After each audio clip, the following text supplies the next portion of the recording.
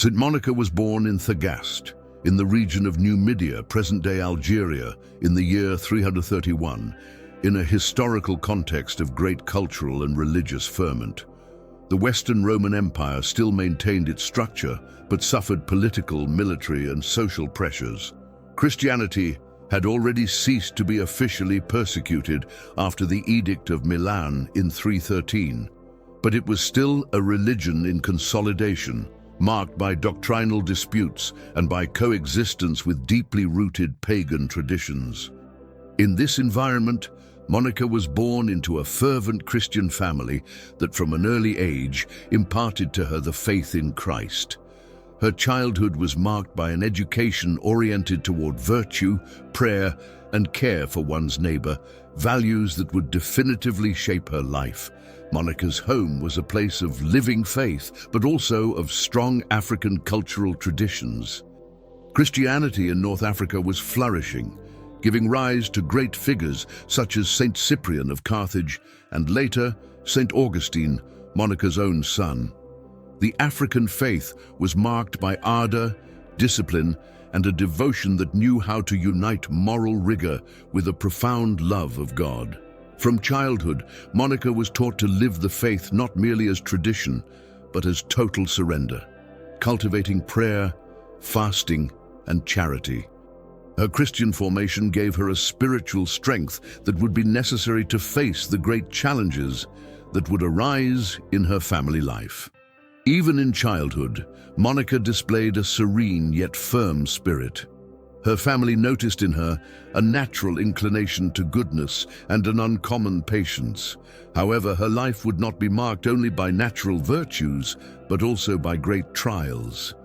The experience of Saint Monica shows that holiness is not an absence of pain, but the ability to transform each suffering into prayer and each tear into a seed of grace.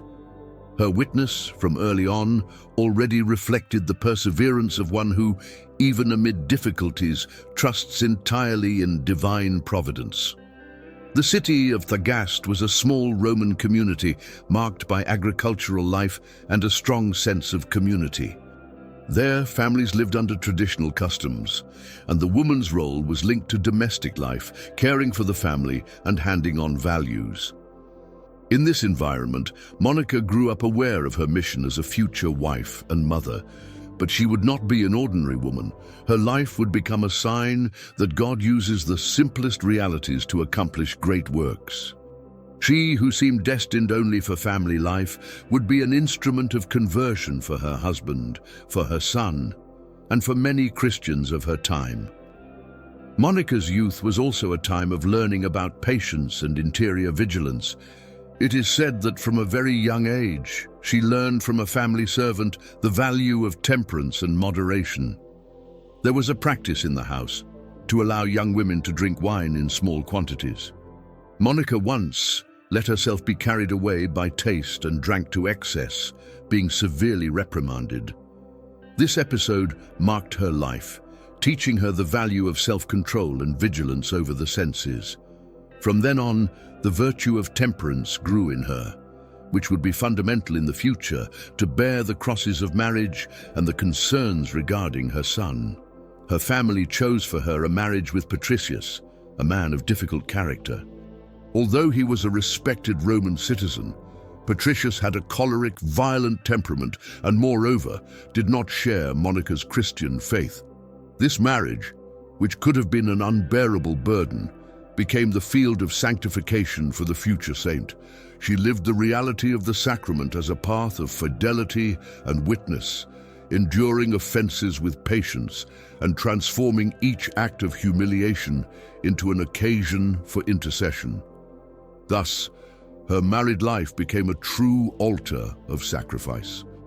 At Patricius's side, Monica displayed an uncommon virtue. Despite her husband's outbursts of anger, she never retaliated with harsh words. She preferred silence, prayer, and charity. This attitude was not a sign of weakness, but of an inner fortitude deeply rooted in faith. Many women of Thagaste admired her stance and sought in her an example of how to endure the trials of marriage with hope. Thus, even without intending it, Monica became a reference point for other wives who saw in her a strength that came from above. Monica's home was not only a setting of marital tensions, but also a place of faith and love. She educated her children with zeal, imparting to them prayer, trust in God, and charity toward the poor. Among the children, Augustine stood out of brilliant intelligence and a questioning spirit, but also of great rebelliousness. From early on, Monica sensed that this son would be called to something great, but at the same time would be the cause of many tears. This tension between hope and pain would accompany her entire life. Even living with a pagan husband, Monica maintained an unshakable fidelity to Christ. She frequented the church, participated in community life, and cultivated intense spiritual practices. She was known for her generosity to the poor and for her spirit of prayer. Her perseverance in the faith, despite family difficulties, bore witness that the Christian must be light amid darkness, hope amid despair. Little by little, this fidelity began to touch her husband's heart, preparing him for conversion. The beginning of Saint Monica's life shows how holiness blossoms in everyday life. She was not called to preach to multitudes, nor to work great public miracles. Her mission was discreet, hidden, silent, but profoundly effective. In the bosom of the family, with tears and prayer, she would win for Christ those she loved most. Thus, her story teaches us that holiness does not depend on great deeds, but on fidelity in the small things of each day offered to God with love. Saint Monica's marriage to Patricius was marked from the outset by great challenges. Patricius was a man of strong temperament, often violent, and still ignorant of the Christian faith. He followed pagan customs, shared the beliefs of his ancestors, and above all, had little patience and self-control. For any other woman, this reality might have been a cause of sadness or of giving up. But Monica, enlightened by faith, saw in her marriage a call from God to sanctification. She understood that each contrariety was an opportunity to offer sacrifices to Christ and to transform her pain into intercession for her husband. Thus, from the beginning, her married life was marked by a radical fidelity to the gospel. Many times, Patricius offended Monica with harsh words, impatient in the face of her calm and kindness. The saint, however, did not respond in kind. She knew that if she repaid with anger, she would only increase the discord in the home. Her silence was not passivity, but prayer. Each time she kept quiet, each time she suffered in silence, she offered her heart to God and asked for her husband's conversion. This attitude impressed not only her family, but also her neighbors, who saw in her an example of heroic patience. Many women, weary of their husband's violence, sought in Monica counsel and strength to bear their own crosses. One of the most beautiful traits of Saint Monica's life was her capacity to love Patricius despite his faults. She did not see him merely as a choleric man and unfaithful to the faith, but as a son, loved by God, called to redemption. This Christian vision sustained her perseverance.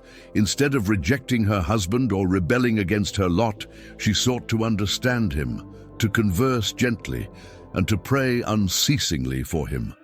This unconditional love slowly opened fissures in Patricius's hardened heart, and he began to perceive that there was something extraordinary in his wife's patience and kindness. It was not only Patricius who put Monica to the test. Her mother-in-law, a woman of difficult character, also persecuted her with harsh words and unjust attitudes. Many times, family intrigues made Monica's life even heavier.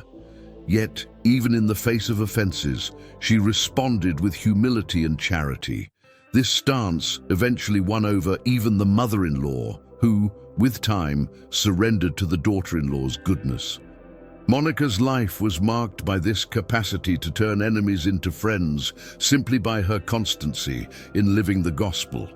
She showed that the true strength of the Christian lies in meekness. Little by little, Saint Monica's silent witness began to bear fruit in Patricius's heart. He, who at first mocked his wife's faith, came to respect it and admire her spiritual firmness. When he saw his wife rise at dawn to pray, or when he noticed her generosity toward the poor, Patricius asked himself, what is this strength that sustains her? This unease was the first step in a process of conversion. Monica never ceased to believe that God could transform that hardened heart, and she persevered in her daily supplications. A striking aspect of Monica's spirituality was her absolute trust in divine providence. Although she did not see immediate changes in her husband, she never lost heart. She knew that the work of God does not happen in human time, but in the time of grace. This supernatural patience, the fruit of constant prayer, sustained her hope. Many women of her time, faced with unhappy marriages, sought counsel from Monica, and she always repeated, "Silence and prayer conquer more than 1,000 words." Thus, her life became a true living catechism for all the families of Thagaste. Patricius's explosive temperament was not his only difficulty. He was also morally unfaithful, giving himself over to worldly pleasures. This behavior wounded Monica's heart deeply, but she never allowed bitterness to dominate her soul. Instead of letting herself be consumed by resentment, she transformed each disappointment into tears before God. Her tears were not only of pain, but of trust. She believed that sooner or later, those tears would be answered by the Lord. In this way, Monica became known as the Woman of Tears, a symbol of persevering faith. Saint Monica's life teaches us that the conversion of those we love often requires time, patience, and sacrifice. Her love for Patricius was not merely human, but profoundly Christian. She saw in her husband not only a difficult companion, but a soul for whom Christ had shed his blood. This awareness made her persevere without ceasing. Little by little, Monica's witness broke down Patricius's resistance. He who had once lived far from God began to open himself to the Christian faith, recognizing the truth he saw reflected in his wife's life. Patricius's conversion was slow but complete. At the end of his life, moved by Monica's constancy and by the example of the Christian community, he requested baptism. His entry into the church was a cause of deep joy for his wife, who saw her tears turned into blessing. The choleric pagan man became a humble Christian, reconciled with God. This spiritual victory was not the fruit of arguments or impositions, but of the silent strength of prayer and witness. Saint Monica thus shows us that the Christian's greatest weapon is fidelity to the gospel.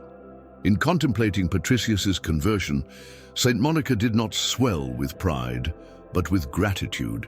She knew that this grace was God's work, the fruit of divine mercy that had listened to her prayers for years.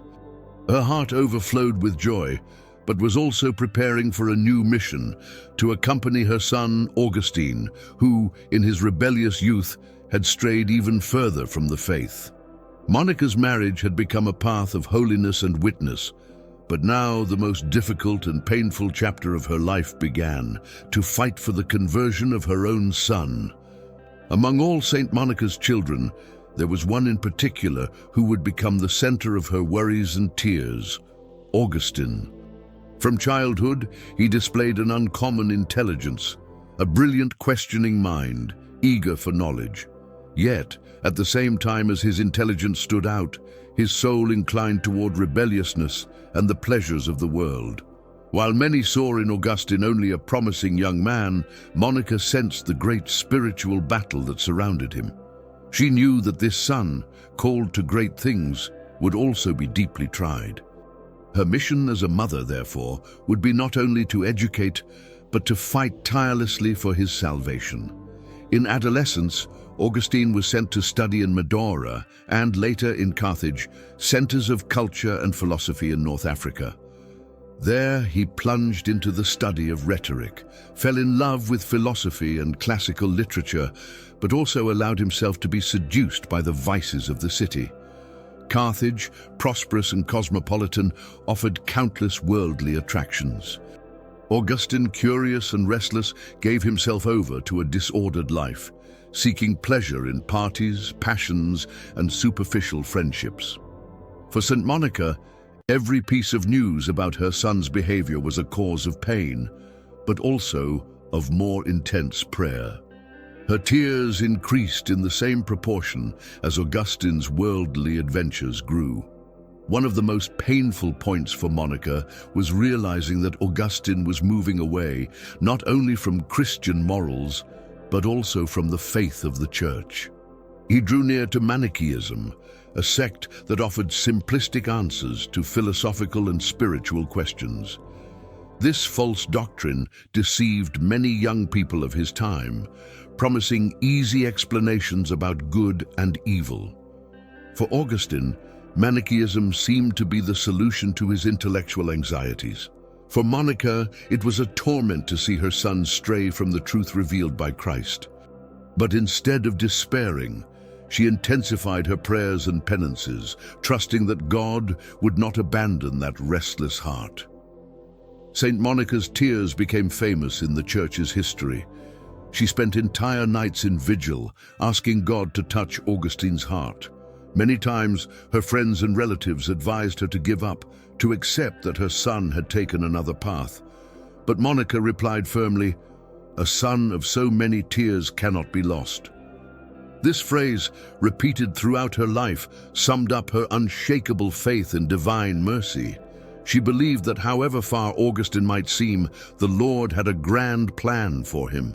In his Confessions, St. Augustine himself recalls his mother's tears with emotion. He writes that she wept more for my spiritual perdition than other mothers weep for the bodily death of their children. This testimony shows the intensity of Monica's love.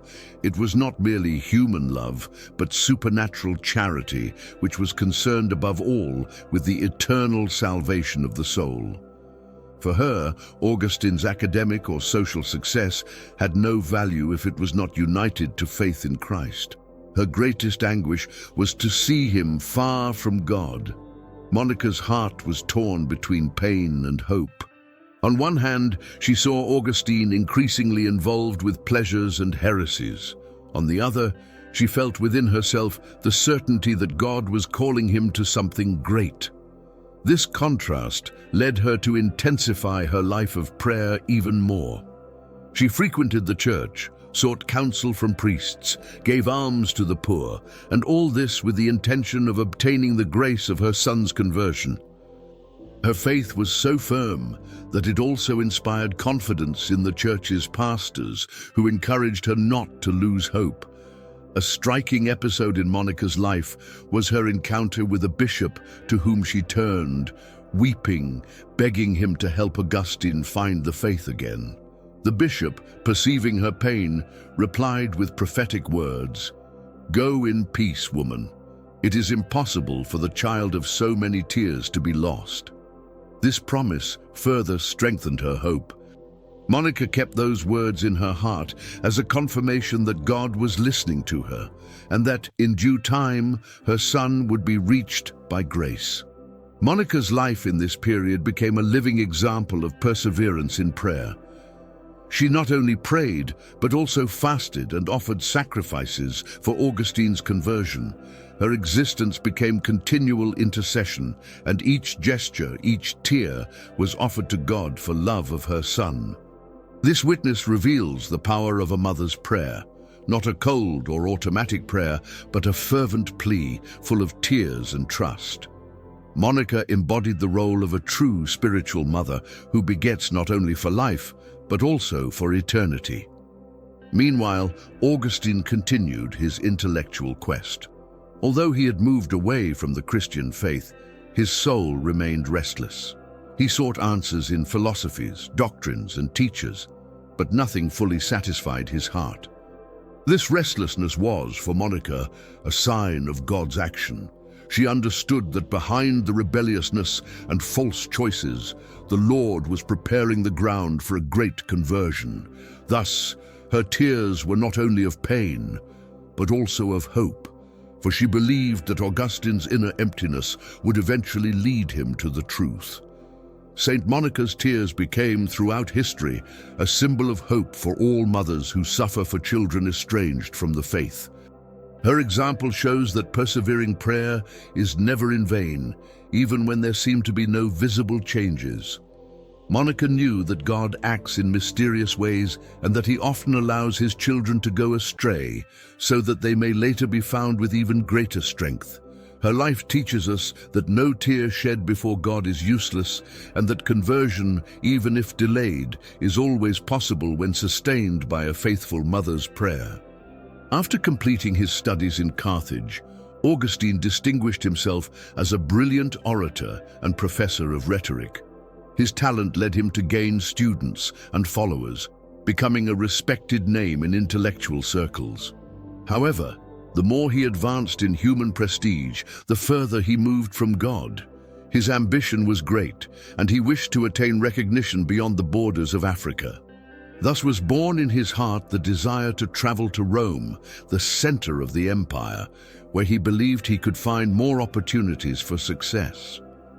For Saint Monica, this decision was a great cause of anguish, for she saw in her son's heart not only the desire for social advancement, but also the risk of losing himself even more spiritually. Monica, as a mother, wished to accompany Augustine on his travels. Her love was so deep that she could not bear the thought of leaving him alone in foreign lands, exposed to temptations and false doctrines. She insisted on going with him, asking for the chance to care for him even in the everyday details. However, Augustine, who at that time still rejected the Christian faith and wanted to distance himself from maternal influence, deceived her. While Monica prepared to accompany him, he departed in secret, leaving her behind in tears. This episode was one of the most painful of Monica's life, for she felt betrayed by her own son, who fled not only from her, but also from the faith she represented. The moment of Augustine's departure for Rome was etched in Monica's memory as one of her greatest pains. She went to the port but arrived too late. When she learned that the ship had sailed without her, she fell into weeping before God. Yet even amid the pain, she did not lose hope. Her tears turned into even more intense prayer. She understood that she could not physically follow her son, but she trusted that her prayers would accompany him wherever he went. This episode shows the greatness of Monica's faith. Even when everything seemed lost, she maintained confidence in God's power. In Rome, Augustine found exactly what he sought: prestige, new students, intellectual recognition. But he also found difficulties, illnesses, and disappointments. The city, though the heart of the empire, lived in times of instability and corruption. The students were not as disciplined as he expected, and the promises of wealth did not materialize as he had imagined. This time of frustrations was also an opportunity for God to begin working on his restless heart. Meanwhile, Monica in Thagaste intensified her prayers and did not cease to intercede for her son, asking the Lord to use even failures to lead him to conversion. Shortly thereafter, Augustine decided to go on to Milan, where he had obtained an even more important post as a professor of rhetoric. Milan, besides being a culturally rich city, was also a religious center, for there lived Saint Ambrose, a bishop respected for his wisdom and eloquence. This change, which seemed only another step in Augustine's career, was in fact part of the divine plan for his conversion. Monica, upon learning of the journey, decided this time not to remain behind. Determined, she followed her son to Italy, facing all the hardships of a long voyage, solely to continue her mission as mother and intercessor. Monica's arrival in Milan was a milestone in her life. There, she found not only her son, but also a more structured and fervent Christian community. She was captivated by the preaching of St. Ambrose, whose eloquence rivaled that of her own son, but whose content was deeply rooted in the truth of the gospel. Monica drew near to Ambrose, asking him for counsel and presenting to him her motherly sorrows. He welcomed her with affection and encouraged her never to cease praying for Augustine, reinforcing the certainty that she already carried in her heart. The conversion would come, but in God's time. While living in Milan, Monica not only cared for her son, but also deepened her spiritual life. She participated daily in the liturgy, dedicated herself to charity, and cultivated silent prayer. Her discreet yet firm presence was a constant reminder to Augustine of the faith he insisted on rejecting. Many times he observed her praying in silence, and although he did not confess it, he felt moved by that unshakable faith. Little by little, Monica's patience and constancy began to disarm the resistances in her son's heart. Monica's perseverance was decisive at this time. Even when Augustine plunged into new philosophies and sought answers outside the church, she remained firm, confident that St. Ambrose would be God's instrument in his life. In fact, the bishop's preachings began to awaken in Augustine deeper questions. He, who until then had seen Christianity as a simplistic religion, began to perceive its depth and beauty. Monica saw in this the hand of God acting slowly, like one who prepares the ground for a great transformation. Augustine's journeys, which at first seemed to distance him from God, were in fact the providential path by which he would encounter the truth. For Monica, each physical distance became a greater spiritual closeness, for her prayers followed him like an invisible shadow. She understood that she could not control him, but she could sustain him before God. This attitude reveals the maturity of her faith. Instead of despairing, she entrusted her son evermore to the Lord, believing that God's love was greater than any rebelliousness. Saint Monica's witness during this period of travels shows how perseverance can transform destinies. She did not allow herself to be brought down by Augustine's flights, nor by his false doctrines, nor by the geographical distance. Her life became a silent preaching, capable of moving mountains. In Milan, already close to the decisive moment of her son's conversion, she was like a sentinel of hope. She kept watch in prayer, waited with patience, and trusted fully in God. Thus, she prepared herself to see with her own eyes the fruit of so many tears and prayers. In Milan, Augustine's life began to change slowly yet deeply. He, who had distinguished himself as a professor of rhetoric, soon heard of the prestige of Bishop St. Ambrose, famous for his eloquence and wisdom. At first, intellectual curiosity led Augustine to listen to his homilies with no intention of converting, but only to admire the preacher's rhetorical style. However, little by little, the truth contained in Ambrose's words began to penetrate his mind and touch his heart. For Saint Monica, this encounter was a clear sign that God was at work, preparing her son for the conversion she so desired. Saint Ambrose not only preached with eloquence, he lived what he taught. His life was marked by austerity, humility, and profound spirituality. Augustine, accustomed to teachers who taught without giving example, was impressed to see the coherence between the bishop's words and actions. Although he still resisted inwardly, he began to feel disarmed before that authenticity. For Monica, who accompanied everything in silence and prayer, the figure of Ambrose was a divine gift. She drew near to the bishop, asked his counsel, and became his faithful spiritual daughter, finding in him support and strengthening for her mission as an interceding mother. Living with St. Ambrose was a watershed for Augustine. For the first time, he realized that the Christian faith was not a naive belief, but a deep truth, capable of answering life's most complex questions. Ambrose showed with clarity and simplicity how Scripture should be interpreted spiritually and not merely literally, as Augustine had previously criticized. This new vision opened horizons for him and began to undermine his confidence in Manichaean doctrines. Meanwhile, Monica watched with tears of joy this initial transformation, seeing that the prayers of so many years were beginning to bear fruit. Augustine's heart, however, did not yield easily. He was still bound to passions and vices, especially the ceaseless pursuit of carnal pleasures. He recognized the beauty of the Christian faith, but said to himself, "Grant me chastity and continence, Lord, but not yet." This inner struggle dragged on, leaving him divided between the truth he was beginning to see and the chains that kept him bound to sin. Monica, aware of her son's difficulties, intensified her prayer and penance even more. She knew that the spiritual battle was not only intellectual, but moral as well, and therefore she interceded for the Holy Spirit to strengthen Augustine's heart. During this period, Monica became an even more significant presence for Augustine.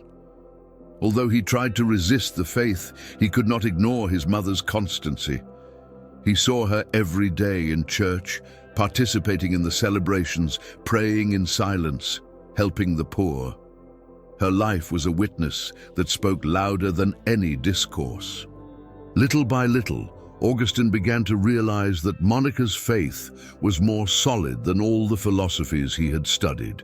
The firmness of that simple woman, yet full of divine wisdom, became for him both an enigma and a light, pointing to the truth. A remarkable moment occurred when Monica asked Ambrose to speak directly with Augustine. The bishop, with his characteristic patience, approached the young man and showed him, not with reproaches, but with love and rationality, the beauty of the Christian faith. This attitude surprised Augustine, who expected criticism or arguments. Instead, he found welcome and understanding. This personal encounter was decisive, for it showed him that the church was not an enemy of his search for truth, but the sure way to find it. For Monica, each step taken in this direction was a reason for gratitude and renewed hope. Over time, Augustine began to attend Ambrose's homilies more and more, and to dialogue with Christian friends who lived in Milan. His mind, formerly closed, now opened to the real possibility of embracing the faith. However, the inner struggle continued. He felt divided between God's call and the worldly attachments that still dominated him. Monica accompanied this process with patience and trust. She knew that true conversion does not happen suddenly, but is the fruit of a long preparation in which God's grace gradually overcomes the resistances of the human heart. During this period, Monica also dedicated herself intensely to charity. She did not limit herself to praying, but made her life a reflection of God's mercy. She helped the poor, visited the sick, consoled widows, and cared for the needy. Her discreet holiness touched not only her son, but all who lived with her. Many saw in Monica a true disciple of Christ, whose simple and dedicated life bore witness to the power of faith. This attitude became even more eloquent because it was lived in silence, without seeking recognition. For Augustine, seeing his mother so firm in the faith was one of the elements that most marked him during this time of inner struggle. The encounter with St. Ambrose and Monica's constant witness prepared the ground for Augustine's great conversion. Although he still resisted, he could no longer deny the force of the Christian faith. Each homily, each gesture of his mother, each counsel from Ambrose were seeds sown in his soul. These seeds germinated slowly, but deeply. God was working in that restless young man's heart, making use of his mother and his bishop to lead him to the definitive encounter with the truth. For Monica, this time was one of expectation, of patient waiting, but also of firm hope in the divine promise. Thus in Milan, Monica's prayers and St. Ambrose's preaching were united as two instruments of grace in Augustine's life. It was there that he began to realize that his search for truth would only end in Christ. Although he had not yet taken the decisive step, he was no longer the same as before. His heart began to incline toward God, and Monica, in silence, saw with the eyes of faith the nearness of victory. The tears shed over so many years were about to be turned into joy, for God's grace was about to act in a definitive way. Augustine's heart, restless and divided, finally reached a breaking point. Despite all his resistance, the words of St. Ambrose and his mother's persevering witness pressed upon him inwardly like an irresistible force. He could no longer deny the truth of the Christian faith, but he still saw himself unable to abandon completely the pleasures and vices that enslaved him. This conflict led him to a moment of deep crisis, which he himself recounts in his Confessions. Once, in a garden, weeping and struggling against himself, he heard a child's voice that said, "Tolle, lege, take and read."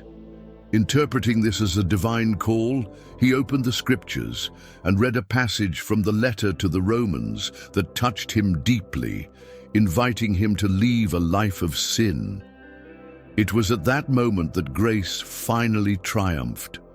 Augustine burst into tears when he realized that God was calling him insistently and tenderly. His soul, once torn, now found peace in the certainty of faith. He decided once and for all to abandon his former life and give himself to Christ.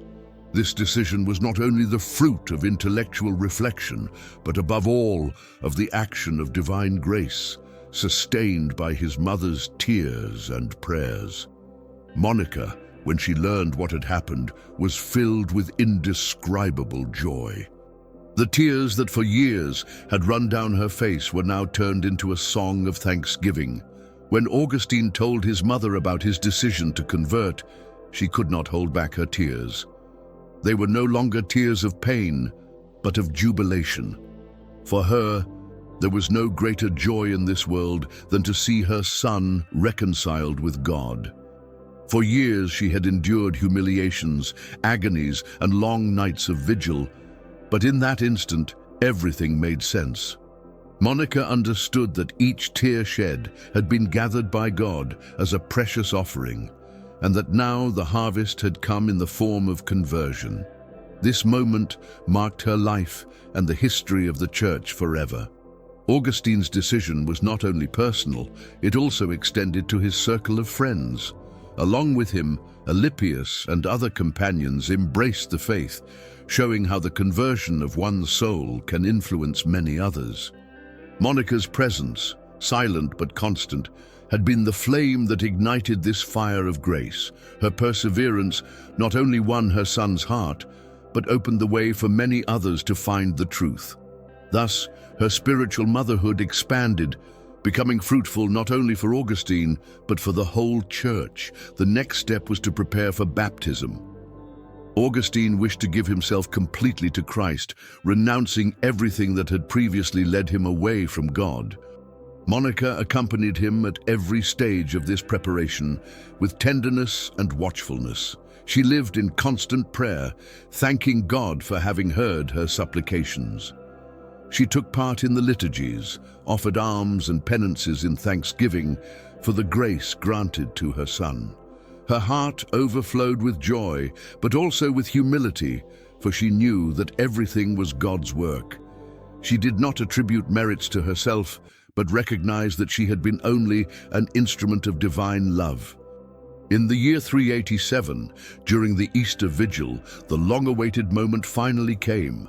Augustine was baptized by St. Ambrose, together with his son Adeodatus and his friend Alypius. That night was marked as one of the most glorious in the life of the Church. For Monica, witnessing her son's baptism was to contemplate the fulfillment of all her prayers and sacrifices. She, who had so often wept alone in the silence of the night, now rejoiced publicly with the Christian community. The son who had been lost had been found. The restless heart now finally rested in God. The scene of Augustine's baptism remains one of the most beautiful in the history of the Church. That young man, formerly rebellious, Manichaean, and given over to pleasures, rose from the waters as a new creature.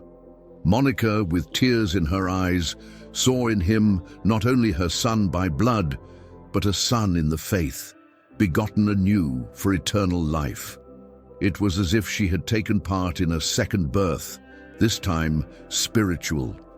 Her motherhood reached its most sublime point to give the Church a son who would become one of the greatest doctors and saints in history. Monica's joy was not merely human, but profoundly spiritual. She understood that Augustine's conversion was not only the fulfillment of a maternal desire, but part of a much greater divine plan. God had prepared that young man for great works, and she had been called to cooperate with this plan through her tears and prayers. This awareness filled her heart with gratitude and humility. Monica knew that she would still face challenges, but nothing could diminish the joy of seeing her son finally embrace the Christian faith. After baptism, Augustine decided to abandon his career as a professor of rhetoric and to dedicate his life entirely to God. This decision, which might have seemed a loss in the world's eyes, was for Monica a reason for great spiritual pride. She saw in her son not only a convert, but a future apostle, called to enlighten the Church with his intelligence and holiness. This radical change confirmed for Monica that God had always guided her life, and that no tear shed had been in vain. Augustine's conversion represents the triumph of God's grace and the power of a mother's persevering prayer. For Monica, it was the crowning of an entire life of sacrifices and intercession. Her story shows us that however far someone may be from God, it is never too late to return. The witness of her tears continues to inspire generations of mothers and fathers who pray for their children. Saint Monica, with her unshakable faith, proves that persevering love, united to divine grace, is capable of transforming even the most desperate situations into victories for eternity. After Augustine's baptism, Saint Monica's life gained a new horizon. She who for years had lived amid tears and supplications now experienced the joy of a promise fulfilled. Her heart found rest in the certainty that her son had finally found the truth. However, Monica's mission was not yet finished. God granted her a few more years of life to witness Augustine's transformation and to accompany him in the first steps of his new Christian journey. These final years were marked no longer by tears of pain, but by tears of gratitude. After his conversion, Augustine decided to renounce the public life of a professor and to devote himself entirely to the search for God. He withdrew with friends and family for a period of recollection and prayer at Cassisiacum, on the outskirts of Milan. Monica accompanied them, happy to see her son surrounded by young men who, like him, were seeking the truth in the Christian life. In this setting of retreat, she took an active part in conversations, spiritual readings, and communal prayers. Augustine, in his works, recalls his mother's wisdom, who, even without formal instruction, possessed an extraordinary spiritual intelligence, capable of illuminating philosophical and theological discussions. This period of recollection was also a time of maturation for Augustine, who began to write his first Christian works, already revealing the genius who would become a doctor of the Church. For Monica, accompanying this process was a cause of great joy. She understood that her mission as an interceding mother had been fulfilled, but now a new call opened before her, to be a witness to the work that God was accomplishing in her son. Seeing him write, pray, and dialogue about the faith, Monica felt rewarded for every tear shed in the past. During this time, Monica cultivated an even more intense life of prayer. If previously her supplications had been directed toward her son's conversion, they were now prayers of thanksgiving and intercession for Augustine's perseverance on the path of holiness. She knew that the Christian journey does not end at baptism, but demands constancy to the end. Therefore, she prayed that her son would remain firm, faithful to the grace he had received, and that his life would become fruitful in the church. Her maternal spirituality was transformed into a broader spiritual motherhood, encompassing not only Augustine, but all those who would be touched by his preaching. After some time in Milan and Cassiciacum, Augustine decided to return to Africa. His heart longed to serve the church in his homeland, and Monica wished to accompany him on this return. Together they traveled to Ostia, the port of Rome, where they would await the ship that would take them back to Thagaste. It was there that one of the most beautiful episodes of Monica's life occurred, the famous colloquy of Ostia, narrated by Augustine in his Confessions. Mother and son, looking out the window, contemplated the sky and lifted their minds to God, experiencing a profound spiritual union that anticipated eternity. The colloquy of Ostia was a sublime moment in which mother and son, united in faith, passed beyond the limitations of time and flesh. Augustine narrates that both came to experience for a few instants something like a vision of eternity, where the soul meets God in perfect happiness. For Monica, it was as if her mission on earth had reached its fullness. She had not only seen her son convert, but now she shared with him the contemplation of eternal truth. This experience was also a preparation for her departure, for her heart already felt ready for the heavenly homeland. Shortly after this spiritual encounter, Saint Monica fell gravely ill at Ostia. Although the illness weakened her physically, her spirit remained serene and strengthened.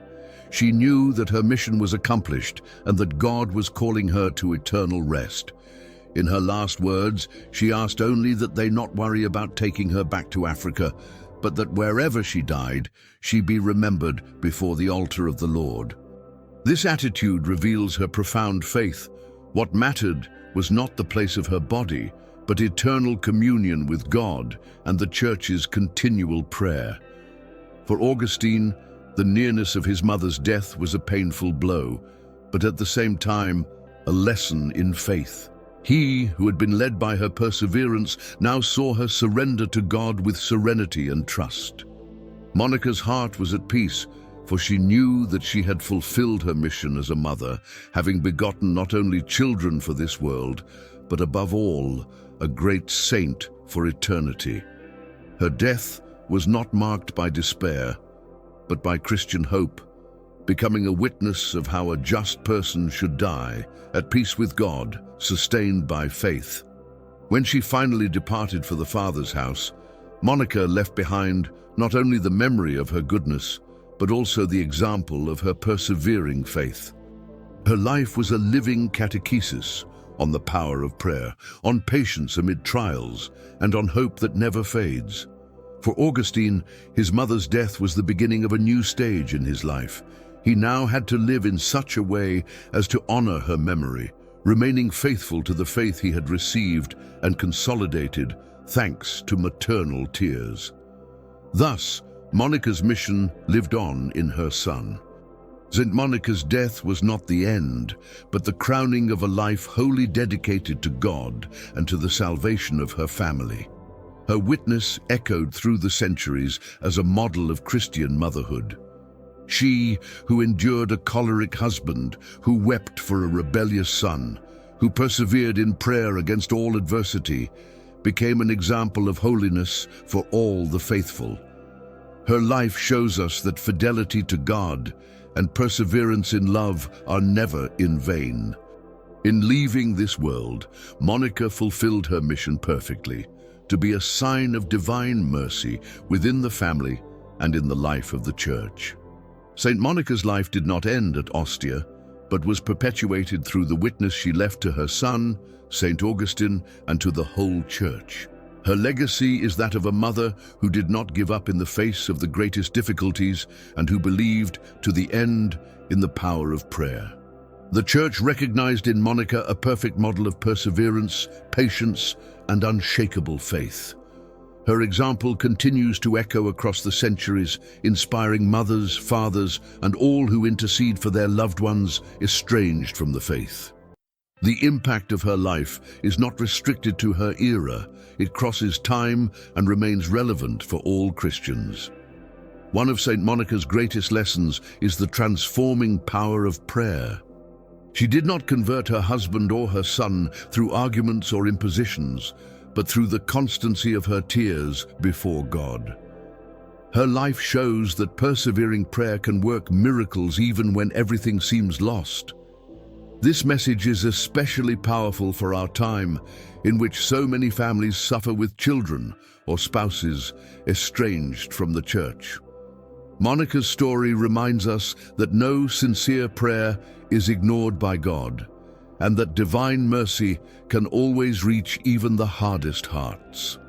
Another fundamental aspect of Saint Monica's legacy is her patience.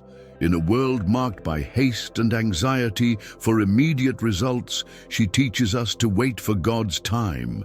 For years she suffered because of her son's rebelliousness and her husband's offenses, but she never lost hope. Her patience was not passivity, but an active virtue sustained by faith. This attitude invites us to understand that God's work does not follow human schedules, but the rhythm of grace. Thus, Monica becomes a teacher in the art of waiting with confidence. St. Monica's life is also a testimony to the strength of the Christian woman within the family. At a time when women had little public space, she transformed her home into a place of faith, educating her children in hope and spiritually sustaining her husband. Her domestic holiness shows that the home can be a true altar, where everyday life is offered to God as a pleasing sacrifice. Today, when so many families face crises, Monica appears as an example of how faith lived day by day can transform entire realities.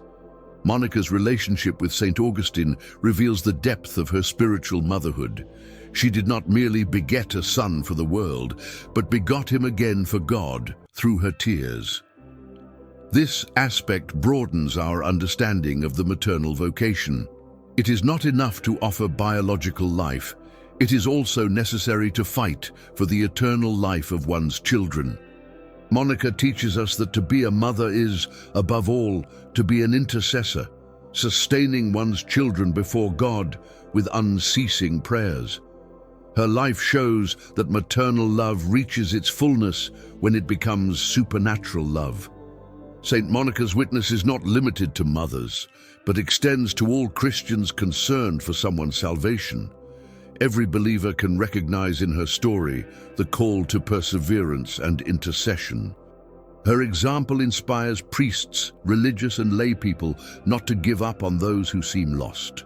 The Church celebrates her as a universal model of prayer and trust, reminding us that her mission did not end with Augustine's conversion, but continues through all who, inspired by her, pray for those estranged from the faith. When Augustine became a bishop and doctor of the Church, he never ceased to recognize his mother's importance in his spiritual life.